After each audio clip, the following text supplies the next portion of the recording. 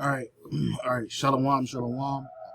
I want to start off by giving all praises, honor, and glory to Yahweh, Bahashem, Yahweh Shai, Bahashem, Kakodash. I want to say and give double honors to the apostles and the bishop elders, a great millstone for teaching us this word of truth and sincerity for ruling well, and salutations to the elect. Lord willing, we're some of those men and women who believe and fear in Yahweh, Bahashem, Yahweh Shai. And my brother Gabar Yahweh from GMS Hawaii, coming to you with another lesson. And this lesson was inspired by a video I was watching earlier today. Bishop Elder Tyler Dakva and Bishop Elder Manatazak, they were doing a lesson, and the elder said something in regards to, how they treat so-called Negroes here in America in regards to so-called wealth. And he mentioned, had we had a basically a 200 plus year head start on you Edomites, we'd be wealthier than you Edomites, and because that's what the so-called white man has had over Jake. When I say Jake, I'm talking about the so-called Negro, West Indian, Haitian, Latino, Native American here in America. All right, we built this country with our blood, sweat, and tears, and we received nothing for it. We were robbed of everything. All right. Now, being in the truth, you understand that spiritually, this place is not our rest. Right. We weren't brought to America to live the American dream. Although some of us may lust after it, it's not something that was the Lord wanted us to do here. Right. One, because this place is going to be destroyed. This is not a forever place. Right. Two, again, this place wasn't set up for us to prosper. It was set up for us to be punished for our iniquities and our sins that we committed against Yahweh Bashem Yahweh Shai, right? And most of our people don't want to hear that. They think that if they just work hard, put their heads down, and how Esau said, pull yourself up by the bootstraps, when Esau really, he never had to do that. He had a leg up the whole time, whether it was through free labor that was provided by the Israelites here, via what you call the slavery in America, or the taking of Israelite land, what you call the so-called Native Americans, right? Enslaving and destroying them and marginalizing them as well. Esau never had to work for anything that he's had. He just took it, all right? And so that myth about pulling yourself up by the bootstrap is just that. It's a myth, right? Because no matter how hard you so-called, and I'm focusing on you so-called Negroes right now, but this goes to all the Israelites. No matter how hard you work in this world, particularly here in America, you're not going to achieve what Esau calls the American dream, because that American dream wasn't made for us. It's a nightmare for us. All right? And it would take you up almost 250 years just to catch up to the middle class Edomite, the average white family in America. All right? And how do I know that? Well, I pulled this statistic right here, right? It says, according to a report by the Institute for Policy Studies and Cooperation for Enterprise Development, it would take an average black family approximately 228 years to accumulate the same amount of wealth as an average white family if current economic trends continue, right? So no matter how hard you work, the overtime you put in, the investment you make in this world, for the average black family, so-called black family who's not wealthy, who's not extremely poor, it would take us 228 years. So that means this devil has a 228 year head start over us. And shit, that line up with as long as we've been in slavery in this country. And we're still in slavery, but chattel slavery is over except if you get duly convicted of a crime in this country, right? And this is why Micah 2:10 tells us what? It says, arise ye and depart, for this is not your rest. Because it is polluted, it shall destroy you even with a sore destruction, man. Right? Because this place is polluted, right? Its wealth, this place got rich and wealthy, it wasn't through hard work and righteousness, it was through wickedness, right? And so this place, dwelling in this place and putting your all into this place, it's going to end up destroying you, right? Because one, this place is going to be destroyed, and two, this place is full of wickedness and evil. And in order for you to prosper in this country or this world, this whole system, you have to be wicked. right? Araji, that's why you see Salakia. That's why you see the majority of the ones who our people clamor to, the nobles of our people today, which would be you athletes, actors, musicians, right? These people had to sell out. They had to sell a soul to Satan in order for them to even get a piece of the crumbs. Like you'll see Jay-Z and think, oh, he's a billionaire, he got money. Nah, he ain't. He's a bum compared to the Rothschilds, who are trillionaires. You look at a man like Robert Smith, you can look him up. He's worth like $11 billion. And there's another one, I think he's like between 10 and 11 billion. There's another black dude too. He worth like 11 billion. And you think, oh man, they got money, they're good to go. No, them niggas had to sell out and work for this system in order to make it in this society. Michael Jordan, LeBron James, all of that shit. These niggas had to worship Satan. So what's going to happen to them? They're going to be destroyed here in America. Their heart and soul is in this place. It's going to be destroyed. And anybody that's in that mindset of America to building and prospering in this country, right? That's a lie, especially for the average Israelite family here in America. So again, it says, arise ye and depart, for this is not your rest, because it is polluted, extremely polluted in wickedness and evil. It shall destroy you even with a sword destruction, because America is going to go out with a sword destruction. And all those that follow these ways and invest in this place in that manner, spiritually invest, physically invest in this place, they're going to die in this place, right? So you got to arise. This place is not our rest. Our rest is going to come in the kingdom of heaven, which is going to be here on earth, right? When we're establishing our own land, right? When we have these nations in subjection, and we're going to have more than 1,000-year head start, because these nations will never be able to obtain anything that the Israelites will have in the kingdom of heaven, starting with immortality, right? Spiritual powers, right? Control over all lands of the earth, because that's what we're going to get. Right now, we're in the heathens' heaven. This is their place, right? So that's why, again, that's another reason why this place is not our rest, okay? So going back to the statistics right here, it says it would take it would take an average black family approximately 228 years to accumulate the same amount of wealth as an average white family if current economic trends continue. An average white family, not a super elite family, not a 1%er family, an average white family. That show you in hell. And that shows you that this is the curses, man. Because our people are inventors. Our people are industrious. Our people are creative. So it's not like Jake don't have, our people are strong. So it's not like Jake just don't want to work and sit on his ass. Nah. The system not set up for us to prosper.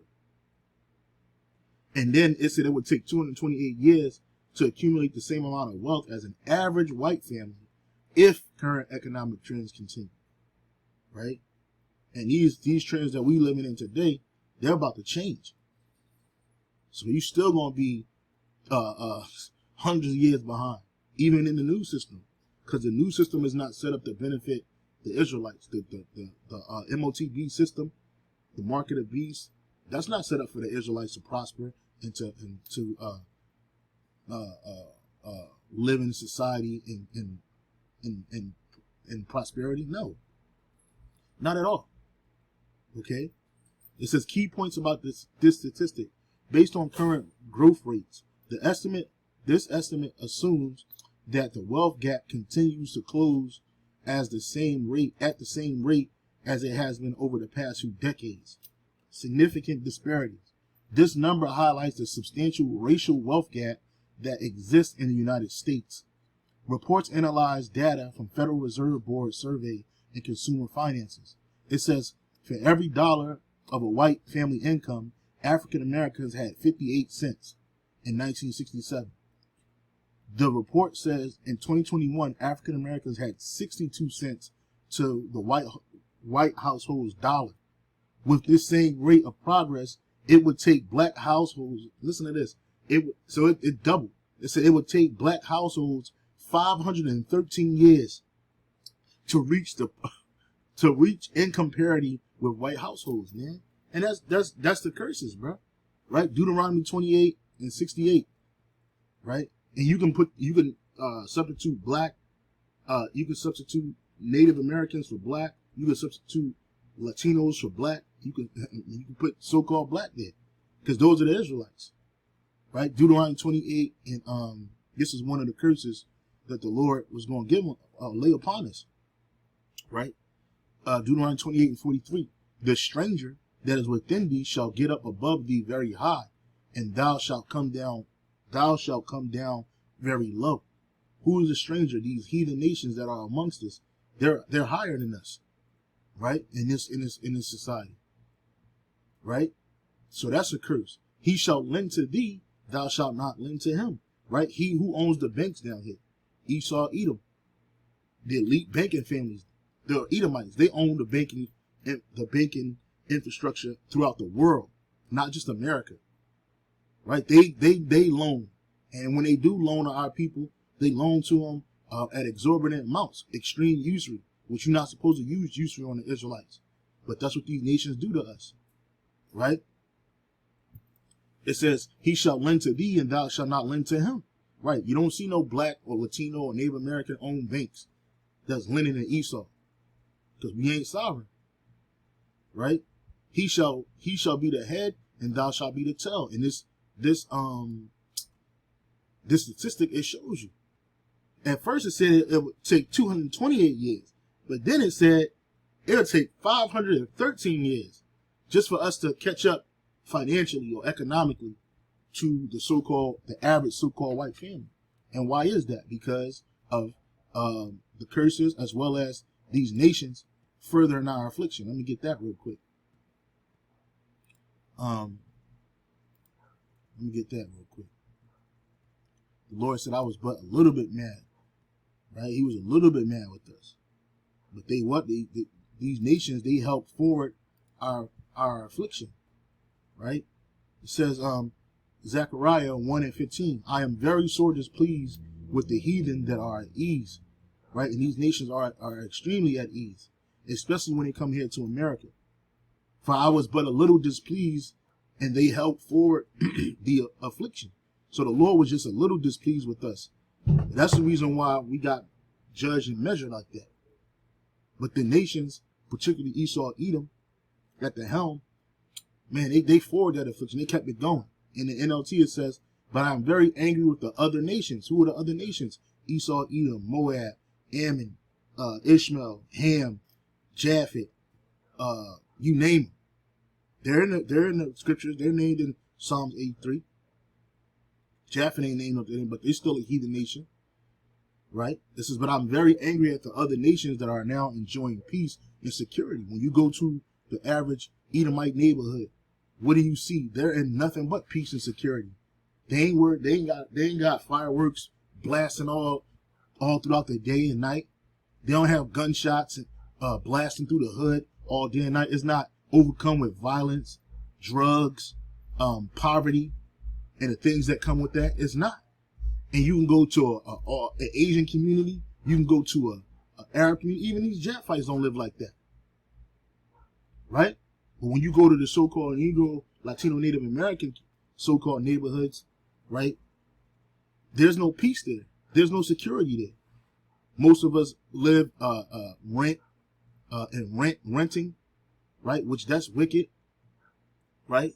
That goes back to the feudal and lord system, right? You got you paying exorbitant amounts of rent. It changes every year. Your living status don't change. Your condition of living won't change. They barely do any improvements in your living quarters, but yet the rent goes up, right? They'll price you out of a community if they want to come into the community, right? So the Lord said, but I am very angry with the other nations that are now enjoying peace and security. So the Lord is angry with these nations, man. I was only a little angry with my people, but the nations inflicted harm on them far beyond my intentions. That's right, because these nations, they took this as an opportunity to destroy us. After slavery, they didn't give us no, what they call the argument for today. You didn't get no reparations. You didn't get a leg up. They talk about pulling yourself up by your bootstraps, Nigga, Jake didn't even have no shoes on. We pulled ourselves up by the soles of our feet in this country. And then we developed communities. We developed wealth. We developed knowledge and experience. Esau didn't have, it wasn't no programs for the so-called Negro here in America. And in these other nations, they come over here and they get a leg up and all kinds of legs up. And then they look down on us like, oh, why y'all been here this long? Why y'all not doing so? Why y'all not working hard? Why y'all don't have thriving communities? Well, when we had them, y'all destroyed them. And here's an example of that. America. Below the surface of the poverty in Black America. Below the surface of America's trillion-dollar economy, there are inequalities between men and women, age, education, but the largest inequality is skin deep. The largest creators of wealth in America have been Black people. For 246 years, enslaved Africans created the wealth for their owners. Right. Hey, thou shalt lend to you, and you shall not lend to him. Right? You shall be the tail and not the head. It says for over 246 years, enslaved Israelites, because we ain't Africans, we created wealth for others, and that's part of this. That's part of the curses too, right? Look up the word house, right?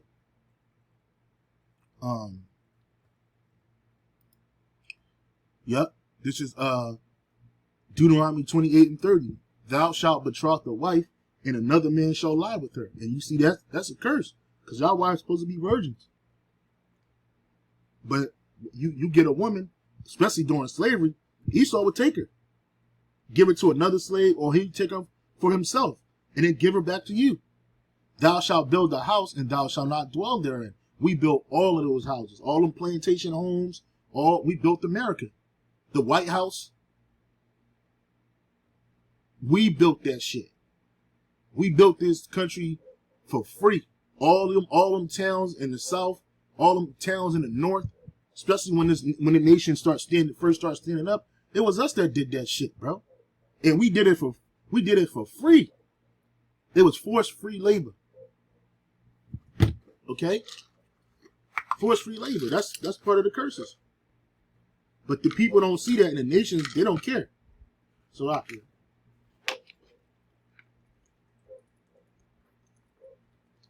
the nations, they don't give a fuck. Right? They look at it like, oh, we just lazy and violent. Which the Negro that you see today, it was created by Esau, Edom. The Negro that you see, that wild, untamed, animalistic, base, right? Trend following demon, Esau created that. Because that wasn't how Jake was 60 years ago. I ain't saying Jake was just a righteous standing up all the time. No, you always had wickedness amongst our people. But the level that you see today is not like that. But this is created by our enemies. So it says, thou shalt build an house, and thou shalt not dwell therein. So we couldn't live in them houses, right? You had house Negroes who were servants inside of Esau's homes, right?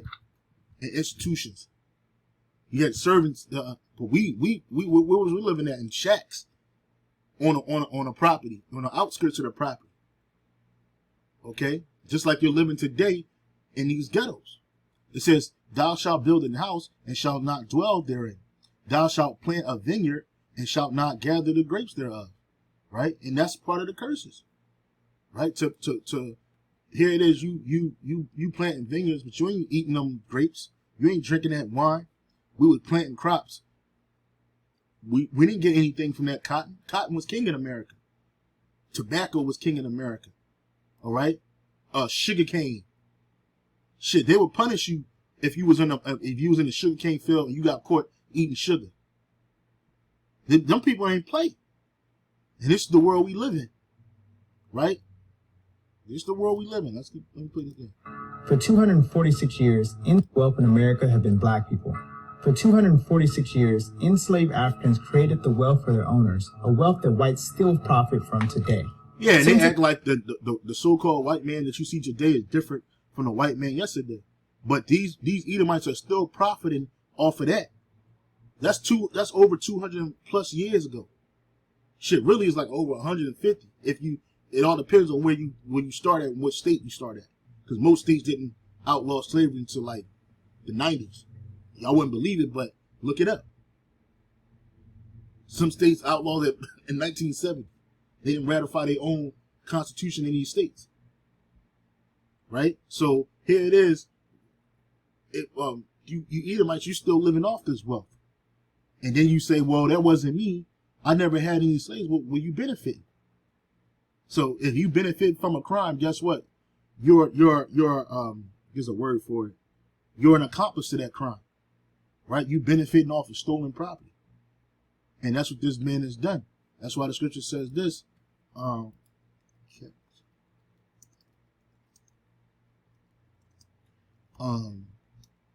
This is James 5:4. Behold, the hires of the laborers who have reaped down your fields, which is of you kept back by fraud. Who are the laborers? We are, the Israelites. Starting with the tribe of Judah, the so-called African American. Who have reaped down your fields, which is of you kept back by fraud. Right? These Edomites, they kept that wealth back by fraud, even to this day. The money system that we use and people are dying for and working hard for till they even die is a fraudulent system. It says, behold, the hire of the laborers who have reaped down your fields, which is of you kept back by fraud, crieth in the cry of them which have reaped are entered into the heirs of the Lord of Sabaoth, which is the Lord of armies. All right? The Lord, he heard our cry. In the NLT, it says, for listen here, the cries of the field workers, which is us Israelites, you have cheated of their pay. Right? Because there was no rectification for this. They didn't give us shit. Nothing. Even to this day, we about to go into 2025 in less than 24 hours. They didn't give us nothing. Right? So they took that. And they benefit off it even to this day. For listen here, the cries of the field workers, whom you have cheated out of their pay, the wages you have held back, cry out against you.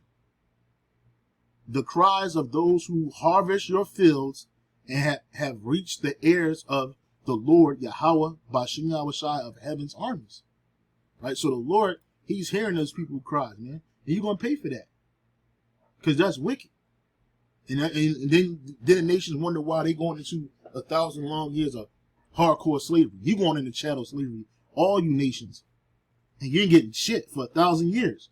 But after 1,000 years, then you'll come up on a pay scale. Right? And you'll get paid with real money. You'll get paid before the sun go down every day. Right? Unlike what y'all did to us. We'll give y'all land back. Y'all inheritance that the Lord gave your forefathers. But y'all got a 1,000-year period where y'all got to pay for this, bro. Especially the nation of Edom. Okay, let me play this. Profit from today.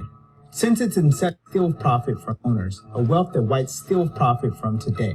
Since its inception, the U.S. economy has had two realities, one black and one white.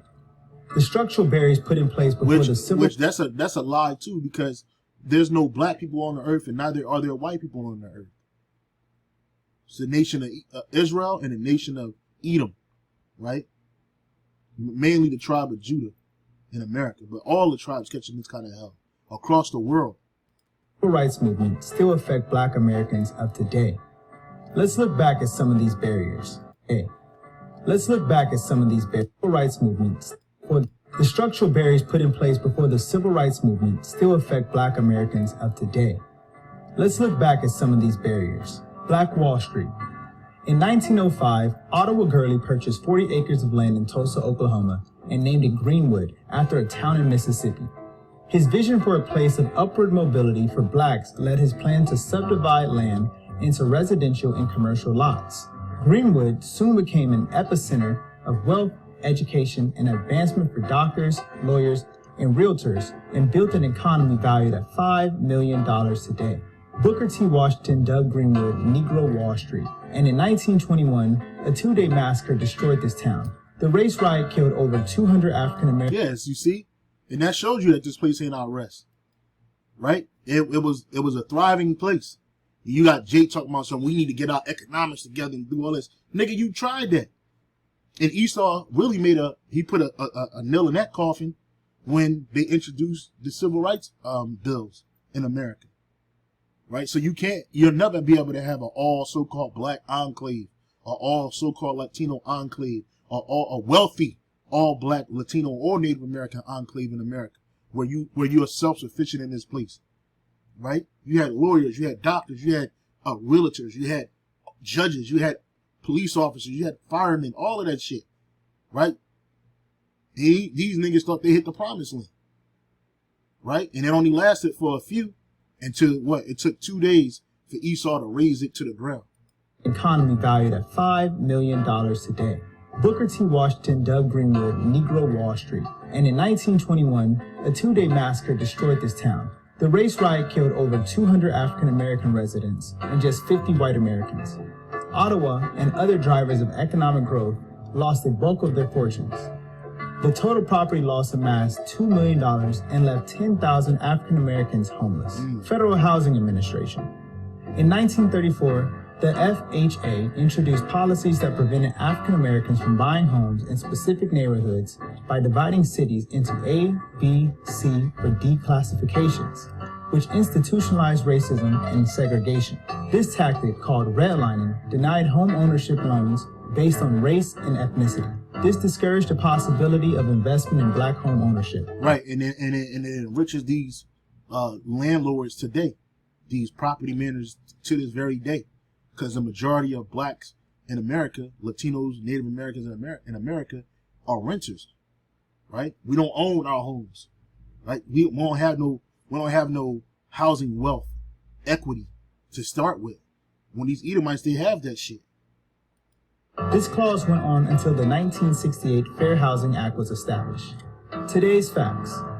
While the U.S. government has played a huge role in our racial wealth gap, so have U.S. banks. African Americans have faced subprime mortgages with exploitive higher interest fees by big banks, including Bank of America and Wells Fargo. Again, they're profiting off of our oppression. You see, this is profiteering off of our oppression, man. Right? And they think that they're gonna get away with this. Not so. In 2008, Cleveland sued 21 of our nation's largest banks for violating fair housing laws by singling out African Americans with subprime mortgage loans to people who could never repay. Home ownership among whites is 28% higher than that of blacks. 2/3 of black Americans are clustered in the 16 states that perform the lowest in economic output. The majority of blacks in America, so-called Negroes in America, are clustered in 16 states that perform the lowest economic output in education. Right? In education, healthcare. 16 states that perform the healthcare, lowest in economic education, output. and healthcare, economic, and education. Right? You see? So yeah, man, this is crazy. This is crazy. While Satan, he gets a leg up in this world. Right? So you can't look at our people and say we're not working hard enough. You can't look at our people and say we're not industrious enough. You can't look at our people and say we don't have no know-how and we're not savvy. No, you're working against a mountain. It's like you're walking on a mountain of sand, and every time you walk, you get two steps up, and you're gonna take 4 back because it's that hard. Right? Because that's the way they set it up. They set the system up to be advantageous to them and not us. Right? That's why even Esdras was angry. He says, 2nd Esdras 6:55, all this have I spoken before thee, O Lord, because thou hast made the world for our sake. Right? The world wasn't made, the earth, this world that we're living in wasn't made for the heathens to thrive and prosper. The Lord didn't create this for that. He created this for us, the Israelites. But right now we're in a state of being chastised by the Yahweh Shai. But these nations, they don't know that. They just like, oh, look, this is our world. We gonna make it how we want to make it in our own image. But the Lord didn't create the earth for their sake. It was created for our sake. In fact, these nations were created for our sake. They were created to be servants and handmaids to us. As for the other people, which also come of Adam, thou hast said that they are nothing. So all these other nations are nothing. to the Most High. He only cares about the Israelites. But be like unto spittle, and has likened the abundance of them unto a drop that falleth from a vessel. So when you got a vessel of water and you drop a drop of water from that, that's how the Lord considers these nations. Worthless, nothing, spit. And now, O Lord, behold, these heathen, which have ever been reputed as nothing, have begun to be lords over us and to devour us. In the NLT and the GNT, it says this: but now, O Lord, those nations that are considered as nothing are ruling over us and destroying us. We are your people. Who are the Lord's people? The Israelites. And you have called us your firstborn, your only child, your witness, your loved one. But we have been handed over to the power of these other nations. If this world was really created for the sake of your people, why don't we have possession of it?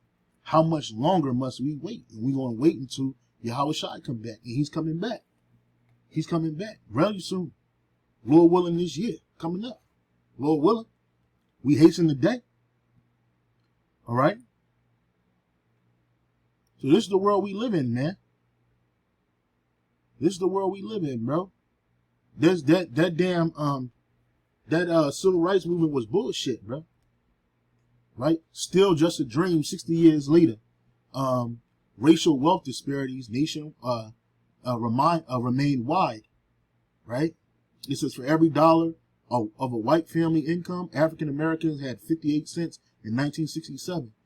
The report says in 2021, African Americans had 62 cents. So you didn't even go up that much to the white household dollar. With the same rate of progress, it would take black households 513 years to reach the income parity with white households, man. The document points out that over the past 6 decades, it says black people, but the tribe of Judah, people of the Israelites, people have made good progress in many areas, including poverty, unemployment rates, and educational attainment.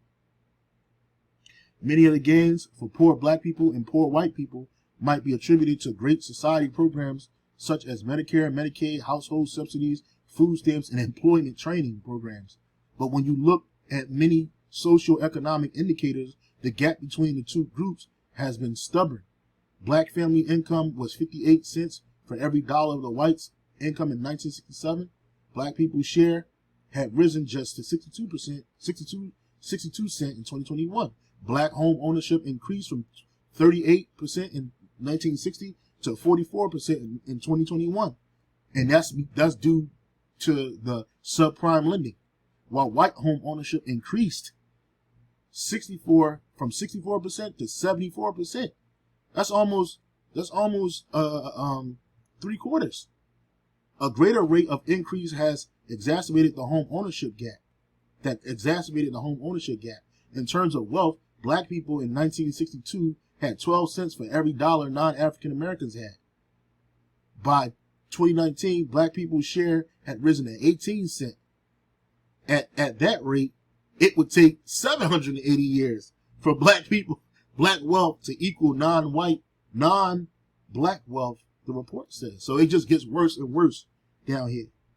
It just gets worse and worse. That wealth gap continues to expand. It went from 238 to 510, right? To 513, Salakia.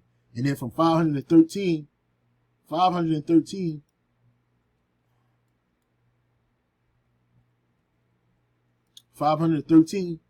to 780 years. That's crazy. That's crazy. That's preposterous, bro. And the vast majority of the so-called Negroes in America are fit this skill. You see? So I just wanted to bring this out and edify. It's crazy, brother, when you see these things. A lot of times people don't, they don't find this stuff interesting to learn, but we are affected in a myriad of ways, not just the ways that Jacob's doing to themselves, but the nations are further inflicting on us a deeper oppression, right? And that's why we need, like Elder Tazadakba said, we need divine intervention, bro. We need it.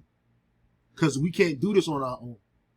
I don't care how hard you work, how much money you obtain, fame you obtain, which fame is nothing, but a resource you obtain in this world is never going to be enough.